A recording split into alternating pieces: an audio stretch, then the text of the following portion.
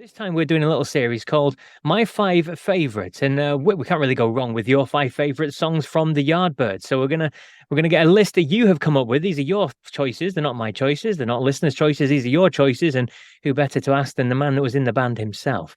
So we're gonna start with the first one that you've got down here on your list, and it was the first song that really was a big hit for the Yardbirds. It was the first one that went top 10 here in the UK and in the US as well. So tell us about this first one you've chosen.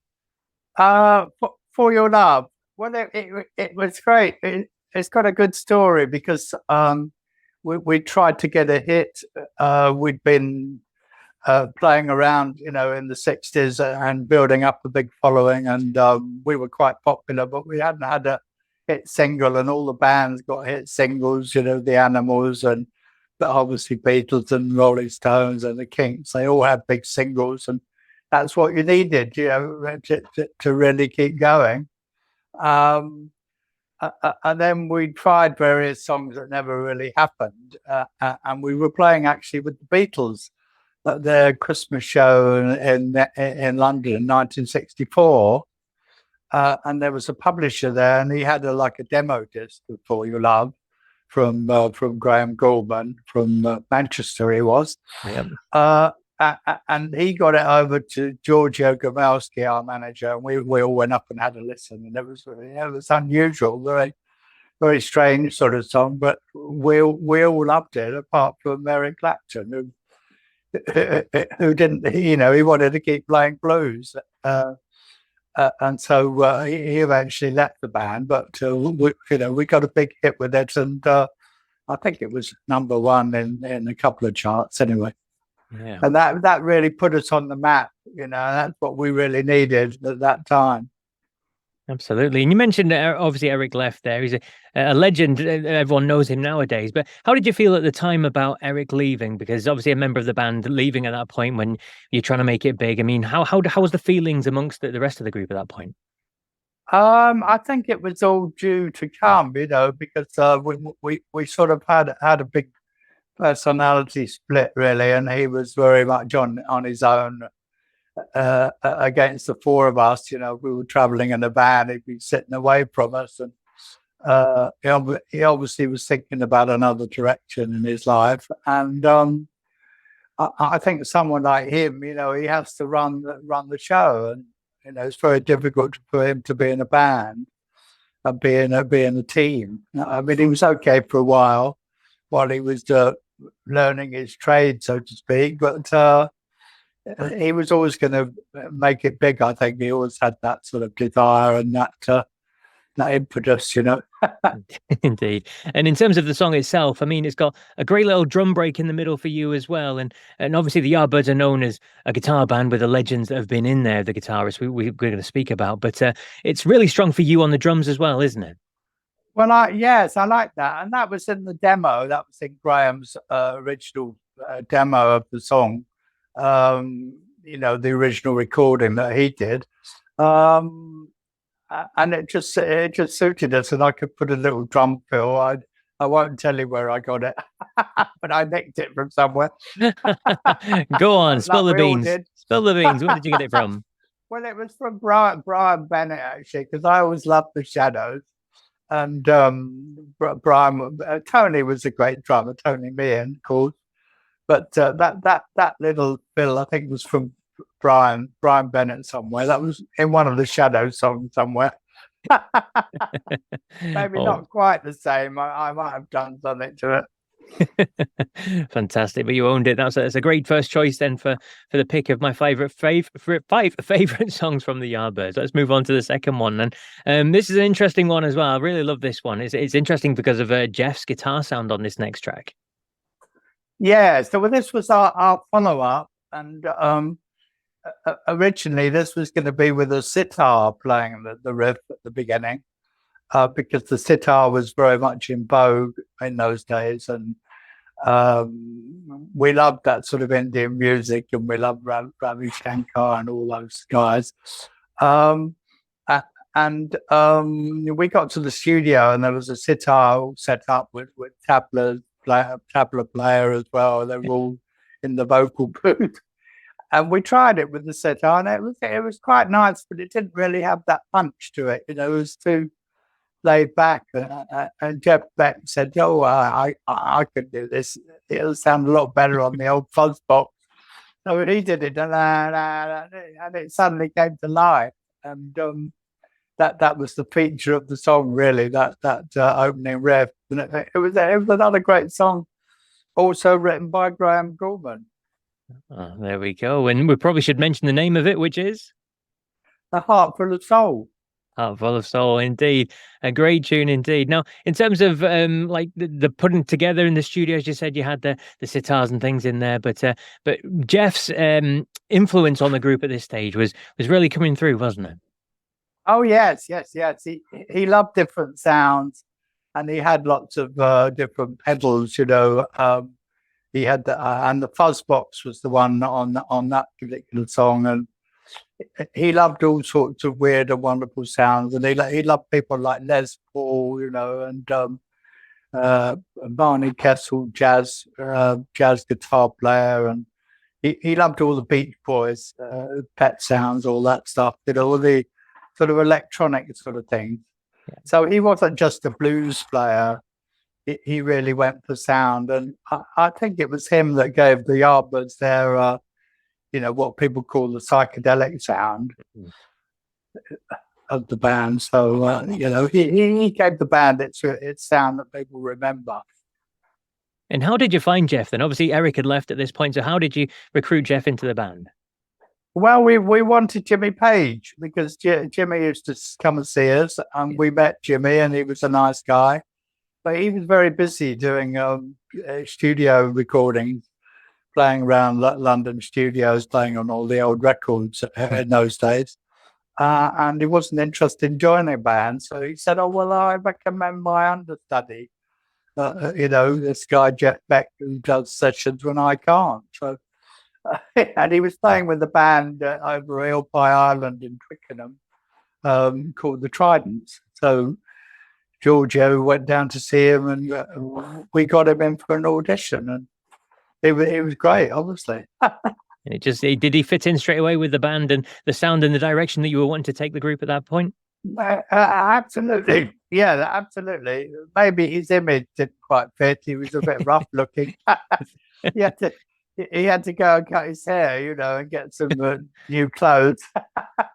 Because he was like covered in oil and from going under his cars, because he loved maintaining cars and hot rods and all that stuff. Indeed. Moving on to the third song that you've got on your list then, and this is in the Rock and Roll Hall of Fame. It's one of the songs that shaped rock and roll. We're talking about shapes of things with this one. Yeah. That's a good story because it coincides with us going to the States. We'd had a few hits, and we were part of what's called the British invasion, and we were really accepted as a real sort of big time. We were very popular when we went there. And it was Giorgio Gamelski's idea to go into Chicago, into Jeff Studios. And that was a dream for us. All the blues music had been done. And so we went in there, and we had this idea that we worked out quickly in the rehearsal room, and a basic idea. And we went in, and we did it, and then of course it was Jeff again that did a great solo on it, which was sort of mind-boggling. He did 2 tracks of guitar solo, and of course it was one of the great solos of all time, really. That's interesting as well. You mentioned the solo because I was reading about it, and he tried a few times, didn't he? He wasn't quite happy with the way it came out, and then the one that he hit on, he says, I think he was quoted at one point to say there was a bit of hysteria in the studio once he'd hit on that one because everyone knew that was the one he'd got it. Exactly, and he used the feedback, and it was a very simple sequence. It was sort of building up, and it was all very exciting, and it was great. Yeah.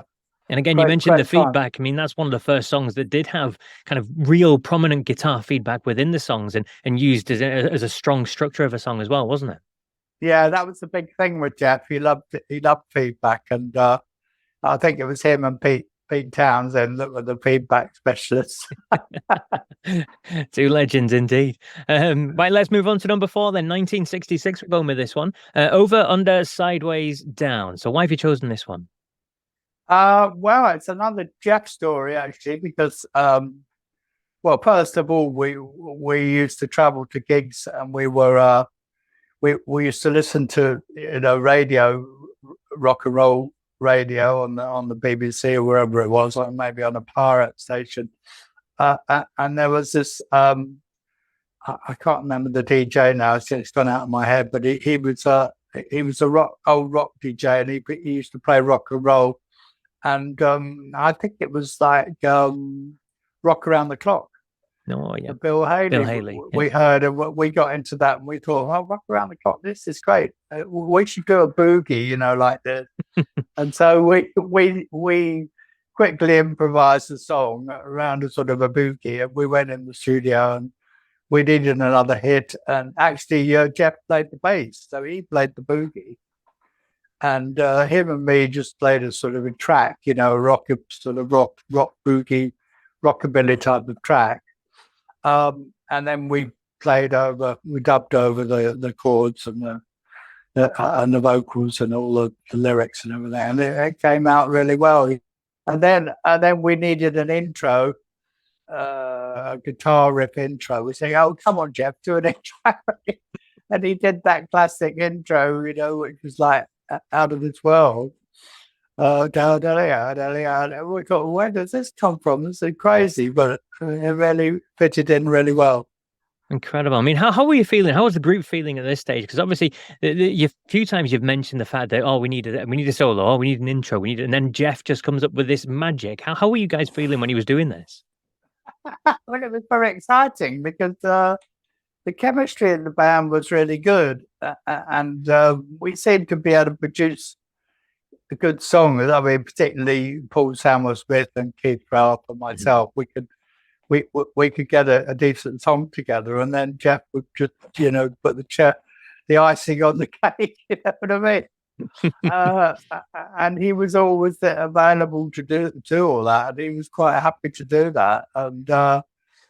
And then he sort of gradually became a bit disillusioned with the band. He seemed to want to play with better class musicians and things. So he was going to be a soloist as well, which he was. Indeed. And just mentioning in the lyrics there, I read something about producer Simon Napier Bell had said that the original lyrics were over, under, sideways, down. That's the best way I've found. But they decided to change it to not risk the wrath of censors. Now, is that true? I see. Yes. Well, I haven't heard that actually. But that's the story I haven't heard. But yes, it could have well have been. Interesting. Quite a good one, isn't it? Yeah. Absolutely.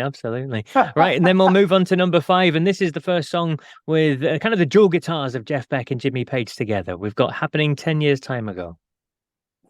Yes, this was great as well. It wasn't such an immediate hit. It didn't really become a hit. It sort of became like a cult hit, really. Mm-hmm. It didn't go right up the charts straight away, but people always talk about it as being a, legendary psychedelic single. And Keith Ralph and I had written the basic melody together because we were writing together, Keith and I, and we came up with this sort of minor chord progression and this tune, which was a bit sort of Eastern. And then we said, let's do a song about, living before and living again, about reincarnation, really. So we had all the song. And then when we went in the studio, Jeff and Jimmy Page came up with this great riff, and made it really rocky. And of course, Jeff did his wonderful solo and feedback and the whole works, and a few sort of talking bits in there as well. You mentioned there the rockier sound of it. I mean, it definitely does have a harder sound to this song, doesn't it? Yes. And John Paul Jones played bass, which didn't hurt, and I played a sort of a pretty Motown beat. Then we went into a middle section, which was in a different time. I'm very proud of this song, because it's very interesting, and it's sort of got a good lyric and a good tune and great playing. It's a good one. Absolutely is. And just talking there, we've mentioned Eric, we've mentioned Jeff and Jimmy involved at this point. I mean, what did Jimmy bring to the group at this stage then when he joined after Paul Samwell-Smith left? Well, he was always great on the riffs. He was a very creative guy. To be honest, he couldn't really play like Jeff. He wasn't that creative like him, but he worked it out and he thought things out a lot more. But Jeff really played off the top of his head, very much more spontaneous. But Jimmy was great at thinking up those little riffs. Of course, he came up with those great riffs with the Zeppelin.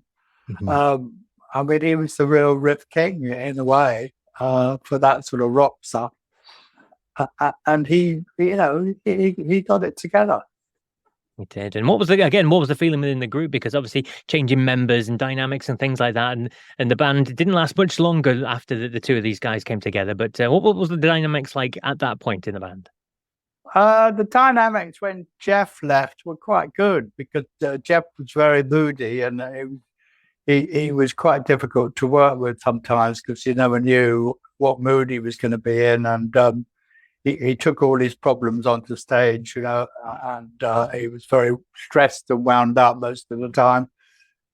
But Jimmy wasn't like that. He was very relaxed and very sort of businesslike, and he was used to playing in the studio. And so the four-piece worked quite well. But of course, it was suffering because we didn't have that chemistry so much. We didn't have that creative input, and then we went down the wrong road with Mickey Most and did some horrible singles.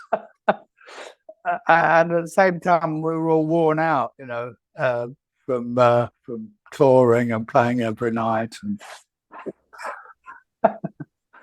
that was the way it was. You have to play every night to make any money out of it, really. Absolutely.